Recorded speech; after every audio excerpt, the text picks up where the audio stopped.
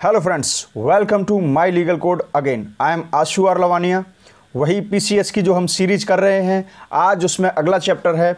अभी तक हम 10 लेक्चर्स को कंप्लीट कर चुके हैं। आज है 11th लेक्चर और इस लेक्चर में हम बात करने वाले हैं द वाइस प्रेसिडेंट के बारे में, मतलब भारत के उपराष्ट्रपति के बारे में।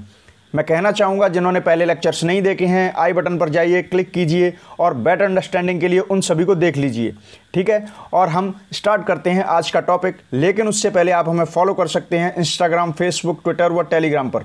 बस आपको सर्च करना है माई लीगल कोड और उससे सब्सक्राइब कीजिए। आप इस लेक्चर का पीडीएफ भी डाउनलोड कर सकते हैं टेलीग्राम से। डायरेक्टली कनेक्ट कीजिए हमसे हमारी वेबसाइट के थ्रू, दैट इज www.mylegalcode.com। व किसी भी कन्फ्यूजन के लिए 24/7 WhatsApp us, the number is 9990544440। तो यहीं से शुरू करते हैं हम आज का टॉपिक। जैसा कि आज का टॉपिक है उपराष्ट्रपति, भारत के उपराष्ट्रपति, द वाइस प्रेसिडेंट। तो देखिए, इन्हीं की वन लाइनर फॉर्म के बारे में हम चर्चा करेंगे। नंबर फर्स्ट आपका जो वन लाइनर है वो है, भारत के उपराष्ट्रपति का चुनाव कैसे होता है। देखिए, बहुत ही कॉमन क्वेश्चन है, तो याद रखिएगा कि भारत में जो संसद होती है उसके दोनों सदनों के सदस्य भारत के उपराष्ट्रपति के चुनाव में भाग लेते हैं। यहाँ पर स्लाइटली डिफरेंस क्या है? डिफरेंस ये है कि जब भी राष्ट्रपति के चुनाव की बात आती है तो इन दोनों सदनों के इलेक्टेड मेंबर्स उसमें भाग लेते हैं, लेकिन हालांकि इसके साथ साथ राज्य की विधानसभाओं के इलेक्टेड मेंबर्स भी भाग लेते हैं। लेकिन यहाँ पर सिर्फ संसद के सदस्यों के बारे में बात कर रहे हैं। राष्ट्रपति के चुनाव में संसद के दोनों सदनों के चयनित, मतलब जो भी इलेक्टेड मेंबर्स होते हैं वो भाग लेते हैं। लेकिन वाइस प्रेसिडेंट की जब भी बात आएगी तो इलेक्टेड वर्ड्स को हटा दीजिए। जो इलेक्टेड वर्ड है ना, उसे हटा दीजिए। उसमें आप याद रखेंगे कि संसद के दोनों सदनों के संपूर्ण सदस्य भारत के उपराष्ट्रपति के चुनाव में भाग लेते हैं। आई होप यहाँ तक समझ में आया होगा। एक बार फिर एक लाइन में बता देता हूँ। राष्ट्रपति की बात हो तो उनके चुनाव में इलेक्टेड मेंबर्स होते हैं संसद के, लेकिन उपराष्ट्रपति की बात हो तो इलेक्टेड मेंबर्स नहीं होते हैं। टोटल मेंबर्स जितने भी संपूर्ण सदस्य हैं, चाहे इलेक्टेड हों चाहे नॉमिनेटेड हों, वो सारे सदस्य भारत के उपराष्ट्रपति के चुनाव में भाग लेते हैं। क्लियर? नेक्स्ट देखिए, जब भी उपराष्ट्रपति के चुनाव के लिए जो कैंडिडेट को लड़ने के लिए रखा जाता है तो उनकी जब भी एलिजिबिलिटी, मतलब कि योग्यताओं की बात होती है, ठीक है, तो उनकी योग्यता में एक बहुत ही इंपॉर्टेंट एलिजिबिलिटी है, क्वालिफिकेशन है, मतलब कि योग्यता है। वो क्या है कि भारत के उपराष्ट्रपति के पद पर जो भी चुनाव लड़ने के लिए उम्मीदवार है, वह भारत में जो संसद होती है उसकी राज्यसभा, मतलब कि अपर हाउस के लिए अपर हाउस का मेंबर चुने जाने की समस्त योग्यताएं रखता हो। मतलब कि वह जो कि उपराष्ट्रपति के चुनाव पर उम्मीदवार के पद पर खड़ा होने जा रहा है, उसके अंदर राज्यसभा का सदस्य चुने जाने के लिए समस्त योग्यताएं होनी चाहिए। अब कोई पूछेगा ऐसा क्यों? तो वो इसलिए कि आपको पता होगा, मैंने पहले भी बताया है कि हमारे देश में जो भारत के उपराष्ट्रपति होते हैं, वाइस प्रेसिडेंट जो होते हैं, वो ऑटोमेटिकली हमारे देश में राज्यसभा के सभापति भी होते हैं। एक बार फिर बोलता हूँ, भारत के उपराष्ट्रपति जो हैं वह ऑटोमेटिक भारत के संसद के राज्यसभा के सभापति होते हैं। तो जब जाहिर सी बात है कि वह राज्य के मतलब संसद के राज्यसभा के सभापति होते हैं, तो उस सदन के सदस्य की समस्त योग्यता उनमें ऑटोमेटिक होनी चाहिए। यहीं से इसे कनेक्ट किया गया। तो एक लाइन में इसे फिर बोलना चाहूँगा कि भारत के उपराष्ट्रपति के उम्मीदवार में संसद की राज्यसभा के सदस्य के रूप में चुने जाने की समस्त योग्यताएं होनी चाहिए। यह वाइस प्रेसिडेंट के उम्मीदवार के लिए बहुत ही इंपॉर्टेंट एलिजिबिलिटी यानी कि योग्यता है। नेक्स्ट देखिए, जो राज्य की विधायिकाएं होती हैं, राज्य की विधानसभा जो होती है, विधानसभा जहाँ पर विधान परिषद होती हैं, वो भी उनके मेंबर्स भी वाइस प्रेसिडेंट के इलेक्शन के लिए खड़े हो सकते हैं। मतलब कि उपराष्ट्रपति के उम्मीदवार के तौर पर राज्य की विधायिकाओं के सदस्य भी खड़े हो सकते हैं। सिंपल। देखिए, उपराष्ट्रपति के टेन्योर मतलब कि कार्यकाल, भारत के उपराष्ट्रपति के कार्यकाल की जब भी बात आती है तो ये बिल्कुल भारत के राष्ट्रपति के समान होता है। मतलब कि 5 साल भारत के उपराष्ट्रपति 5 साल तक अपने पद पर बने रह सकते हैं, ठीक है, बने रहते हैं। एक बार फिर वही बात है कि भारत के उपराष्ट्रपति का चुनाव करने के लिए कौन कौन उनके चुनाव में भाग ले सकते हैं? भारत की संसद के दोनों सदनों के समस्त मेंबर, ठीक है, भारत के संसद के दोनों सदनों के समस्त जो सदस्य हैं वो सब भारत के उपराष्ट्रपति के चुनाव में भाग ले सकते हैं।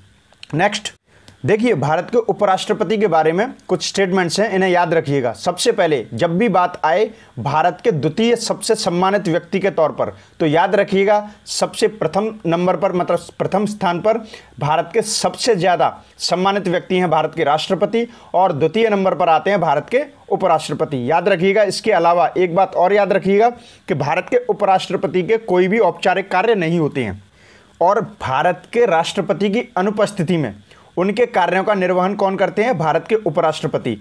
जैसे कि अगर मान लीजिए भारत के राष्ट्रपति किसी भी कारणवश या दुर्घटनावश या एक्सपायर हो जाते हैं, तो ऐसे वैकेंट हुई सीट में, मतलब कि जब जो भारत के राष्ट्रपति की सीट खाली हो जाएगी, तो जब तक अगले राष्ट्रपति का चुनाव नहीं हो जाता, तो ऐसी अनुपस्थिति में, भारत के राष्ट्रपति की अनुपस्थिति में, उनके कार्यों का निर्वहन भी कौन करेंगे? भारत के उपराष्ट्रपति। नेक्स्ट देखिए, मोहम्मद हिदायतुल्लाह भारत के उपराष्ट्रपति भी रहे हैं। मोहम्मद हिदायतुल्लाह भारत के उपराष्ट्रपति भी रहे हैं, और इनके बारे में एक इम्पॉर्टेंट बात याद रखना कि यह जस्टिस थे, हमारे देश के सुप्रीम कोर्ट के मुख्य न्यायाधीश थे। और एक बार ऐसी सिचुएशन आई जब भारत के राष्ट्रपति भी नहीं थे, भारत के उपराष्ट्रपति भी नहीं थे, तो ऐसे तौर पर भारत के मुख्य न्यायाधीश भारत के राष्ट्रपति का कार्यभार संभालते हैं। तो मोहम्मद हिदायतुल्लाह ऐसे भारत के मुख्य न्यायाधीश भी रहे हैं जिन्होंने राष्ट्रपति और उपराष्ट्रपति की अनुपस्थिति में भारत के राष्ट्रपति के रूप में, मतलब कि एक्टिंग प्रेसिडेंट के रूप में कार्यों का निर्वहन किया है। Very important. नेक्स्ट देखिए, जब भी बात आएगी भारत के उपराष्ट्रपति के रिमूवल की, मतलब कि उन्हें पद से हटाए जाने की, तो याद रखिएगा कि भारत में संसद की राज्यसभा ही इसके लिए प्रस्ताव पारित कर सकती है, प्रस्ताव ला सकती है। लोकसभा का इसमें कोई भी लेना देना नहीं है। और याद रखिएगा कि भारत के उपराष्ट्रपति के को डिसमिस करने के लिए जो प्रस्ताव लाया जाएगा वो सिर्फ राज्यसभा में ही लाया जाएगा।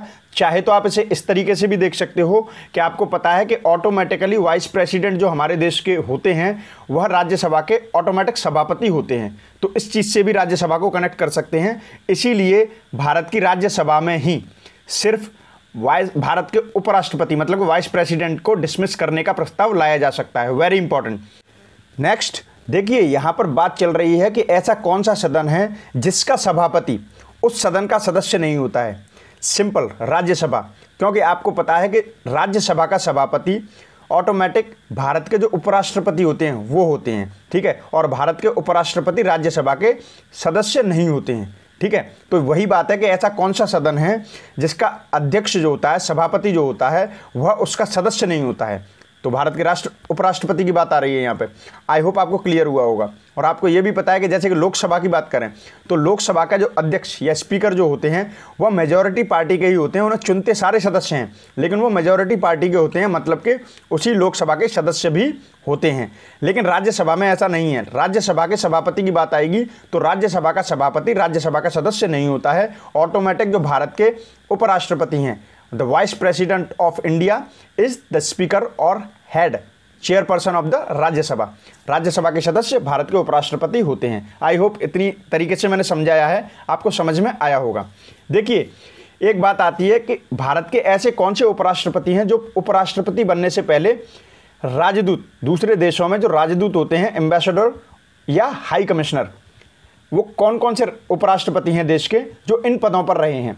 तो डॉक्टर सर्वपल्ली राधाकृष्णन जो भारत के पहले उपराष्ट्रपति थे, और वीवी गिरी और मोहम्मद हामिद अंसारी, ये सब के सब पहले डिप्लोमेटिक पोस्ट पर हुआ करते थे, एम्बेसडर या हाई कमिश्नर्स। देखिए, एम्बेसडर और हाई कमिश्नर्स में क्या अंतर होता है? काम काज, डेजिग्नेशन और डिस्क्रिप्शन से ये सब एक ही होते हैं। लेकिन याद रखिएगा कि जो भी देश किसी समय ब्रिटिश एम्पायर के अधीन रहे थे, वहाँ से अगर हम डिप्लोमेटिक रिलेशंस रखते हैं तो उन पोस्ट को बोलते हैं हाई कमिश्नर्स, मतलब कि उच्चायुक्त। और इनके अलावा जो कंट्रीज कभी भी ब्रिटिश एम्पायर के अंदर नहीं रहे हैं, मतलब कि कॉमनवेल्थ नेशंस में नहीं हैं, वहाँ पर इन पोस्ट को, डिप्लोमेटिक पोस्ट को क्या बोलते हैं? एम्बेसडर, राजदूत। ठीक है, यहाँ तक बिल्कुल क्लियर हुआ होगा। वेरी इंपॉर्टेंट क्वेश्चन है, याद रखिएगा। Next and the last one, mister M Venkaiah Naidu जो वर्तमान में भारत के उपराष्ट्रपति हैं, ये 13वें उपराष्ट्रपति हैं। इस सीक्वेंस को जरूर याद रखिएगा, वेरी इंपॉर्टेंट, क्योंकि वन लाइनर में और एक डायरेक्ट नंबर का क्वेश्चन ऐसे ही आ जाता है कि वर्तमान में जो हमारे उपराष्ट्रपति हैं वह कौन से सीक्वेंस के हैं। तो याद रखिएगा 13। तो ये था हमारा chapter 11th of Indian polity and governance one liner form में। देखिए 12th चैप्टर मैं जल्दी ही अपलोड करूंगा, लेकिन उससे पहले मैं एक बार फिर कहना चाहूँगा कि सारे पीछे के जितने भी लेक्चर्स हैं उनको देखने के लिए आई बटन पर जाइए, बेटर अंडरस्टैंडिंग के लिए उन्हें देख लीजिए। अगला 12th चैप्टर मैं जल्दी ही अपलोड कर दूंगा, लेकिन उससे पहले आप इसे वीडियोस को लाइक कीजिए, कमेंट कीजिए व शेयर ज़रूर कीजिए। चैनल को सब्सक्राइब कीजिए और कनेक्ट कीजिए हमें हमारी वेबसाइट के थ्रू, दैट इज़ www.mylegalcode.com। व किसी भी कन्फ्यूजन के लिए 24/7 WhatsApp us, the number is 9990544440। For more videos stay tuned. My legal code. Thanks to subscribe. Good luck and bye-bye.